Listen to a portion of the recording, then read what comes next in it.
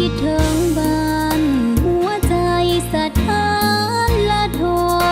มคิดถึงน้ำนมฮักที่แม่เคยเลี้ยงใหญ่มาเมื่อยามยังน้อยเฮาไปเก็บหอยอยู่แคมป์ทงนาชีวิตสาวดงบ้านป่าแสนสุขแค่นาเมื่อเหงาไว้มีสุขแบ่งเศษมีทุกข์ข้าวสวยแบ่งเบาพี่น้องของเฮาเคยกินข้าวห่วมเศร้าแลงไงข้าวนี้บาปหนาหรือฝ่ากันแกล้งฟ้าบ่เป็นใจบันดาลให้ข้าได้ไกลสูดอะไรจากบ้านเคยนอนทั้งใด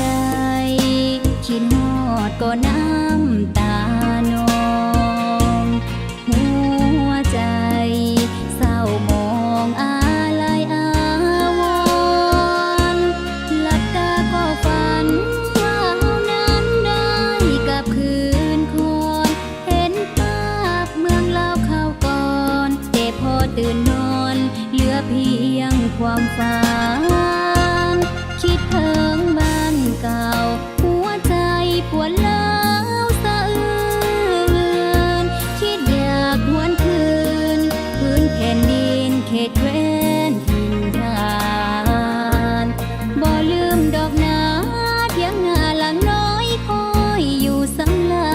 นยังควรค่าหนึ่งทุกวันบ่ลืมบ้านข้าวเหนียวเสียงแค่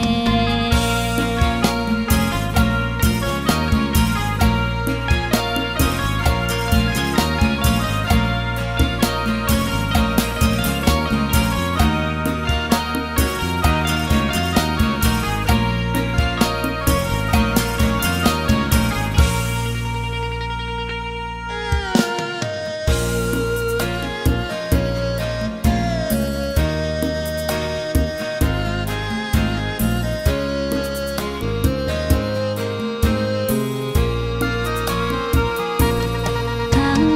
ใดคิดฮอดก็น้ำตานอ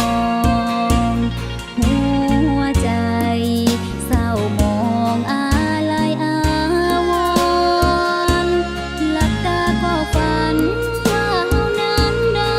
กลับคืนคอนเห็นภาพเมืองลาวข้าวก่อนแต่พอตื่นนอนเหลือเพียงความฝันคิดถึงบ้านเก่าหัวใจปวดร้าวสะอื้นคิดอยากหวนคืนพื้นแผ่นดินเขตแคว้